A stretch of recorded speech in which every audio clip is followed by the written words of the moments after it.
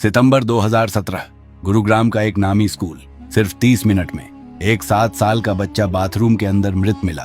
ना कोई गवाह, ना सीसीटीवी, और असली कातिल स्कूल के अंदर ही था। लेकिन सवाल ये है, आखिर वो था कौन? माँ बाप ने गेट पर छोड़ा और घर लौट गए जैसा हर रोज होता था। किसी को कोई फिक्र नहीं थी, क्योंकि यह कोई सरकारी स्कूल नहीं था। यह एक नामी, महंगा, प्रतिष्ठित स्कूल था। यहाँ बच्चे सेफ थे, कम से कम यही सबको लगता था।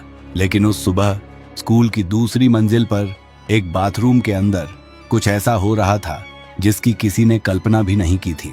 प्रद्युम्न ठाकुर, उम्र सिर्फ 7 साल, क्लास 2 का छात्र, घर का लाडला। उस दिन वो स्कूल आया था। क्लास शुरू होने से पहले वो बाथरूम गया और फिर वापस नहीं आया। जब क्लास टीचर ने अटेंडेंस ली तो एक नाम का जवाब नहीं आया, प्रद्युम्न का नाम। शुरुआत में किसी ने ज्यादा ध्यान नहीं दिया। बच्चे कभी कभी देर से आते हैं, शायद कहीं खेल रहा होगा, शायद कैंटीन में होगा। लेकिन जब खोज बढ़ी तो एक चपरासी स्कूल के उस बाथरूम तक पहुंचा जो 2nd फ्लोर पर था। दरवाजा बंद था। उसने धक्का दिया, दरवाजा खुला, और जो उसने देखा उसने उसके पैर जमीन पर जमा दिए। प्रद्युम्न फर्श पर पड़ा था। उसके गले पर गहरा जख्म था, खून फर्श पर फैल चुका था। वो 7 साल का बच्चा जो आधे घंटे पहले स्कूल के गेट से हंसते हुए अंदर गया था, अब सांस नहीं ले रहा था। स्कूल में अफरा तफरी मच गई। प्रिंसिपल को बुलाया गया, एडमिनिस्ट्रेशन हरकत में आई। प्रद्युम्न को तुरंत मेडंता हॉस्पिटल ले जाया गया, लेकिन तब तक बहुत देर हो चुकी थी। डॉक्टरों ने उसे मृत घोषित कर दिया। एक बच्चे की जान चली गई थी। स्कूल के अंदर सुबह के वक्त सैकड़ों बच्चों और स्टाफ के बीच। सवाल सिर्फ यह नहीं था कि यह कैसे हुआ, सवाल यह था किसने किया। गुड़गांव पुलिस घटना स्थल पर पहुंची। क्राइम सीन को सील किया गया। बाथरूम की जांच शुरू हुई। फर्श पर खून के निशान थे। एक धारदार हथियार इस्तेमाल किया गया था। किसी नाइफ या चाकू जैसी चीज से प्रद्युम्न के गले पर वार किया गया था। हमला तेज था, सोचा समझा था, लेकिन हथियार कहाँ था? सीसीटीवी फुटेज मांगी गई और यहाँ से मामला और भी उलझने लगा। स्कूल के जिस हिस्से में यह घटना हुई वहां का सीसीटीवी काम नहीं कर रहा था। या तो वो लगा ही नहीं था या फिर उसकी रिकॉर्डिंग नहीं थी। एक इतने बड़े, इतने महंगे स्कूल में जहां हर महीने हजारों रुपए फीस के रूप में वसूले जाते थे, वहां बाथरूम के पास कोई कैमरा नहीं था। ये लापरवाही थी या कुछ और? पुलिस ने स्कूल के सभी कर्मचारियों से पूछताछ शुरू की। Teachers, peons, guards, canteen staff, सबसे सवाल पूछे गए। उसी दिन शाम को पुलिस ने एक बड़ा दावा किया। उन्होंने कहा, हमने आरोपी पकड़ लिया है। नाम था अशोक कुमार, स्कूल का बस कंडक्टर। पुलिस की थ्योरी थी कि अशोक ने प्रद्युम्न पर हमला किया, एक कथित सेक्सुअल असॉल्ट की कोशिश में। जब बच्चे ने विरोध किया तो उसने चाकू से हमला कर दिया। अरेस्ट हो गई, मीडिया को बयान दे दिया गया, केस सॉल्व हो गया, या कम से कम ऐसा दिखाया गया। लेकिन प्रद्युम्न के परिवार को यह बात हजम नहीं हुई। उनके पिता वरुण ठाकुर ने साफ कहा, हम इस अरेस्ट पर भरोसा नहीं करते, हमें पूरी जांच चाहिए, सीबीआई जांच चाहिए। देश भर में प्रदर्शन शुरू हो गए। माँ बाप सड़कों पर उतरे। गुरुग्राम से लेकर दिल्ली तक लोग पूछ रहे थे, हमारे बच्चे स्कूल में सेफ में हैं या नहीं। रायन इंटरनेशनल स्कूल, जिसकी देश भर में 140 से ज्यादा ब्रांचेस थीं, अब सवालों के घेरे में था। पंजाब और हरियाणा हाई कोर्ट ने स्वतः संज्ञान लिया और फिर केंद्र सरकार ने सीबीआई जांच के आदेश दे दिए। अब मामला एक नए मोड़ पर था।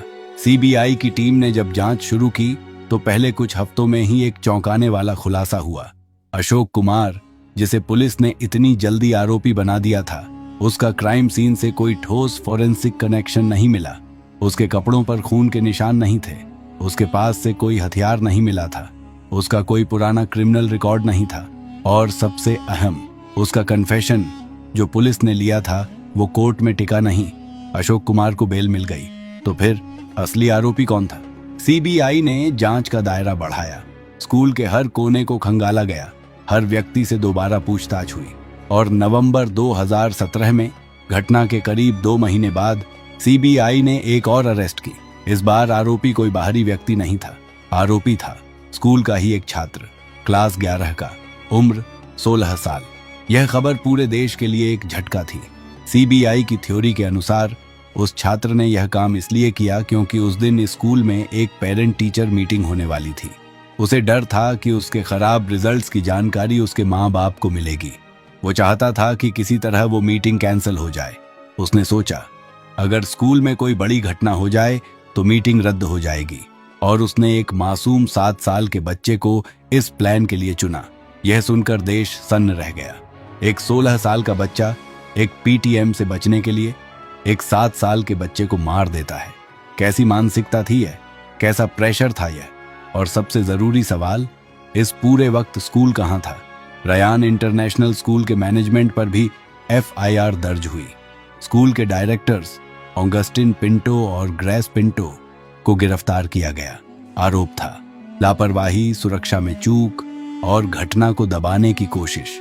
स्कूल की सीसीटीवी की कमी, बाथरूम की इनएक्वाडेट मॉनिटरिंग और घटना के बाद के रवैये ने यह साफ कर दिया था कि मैनेजमेंट ने बच्चों की सुरक्षा को कभी सीरियसली नहीं लिया।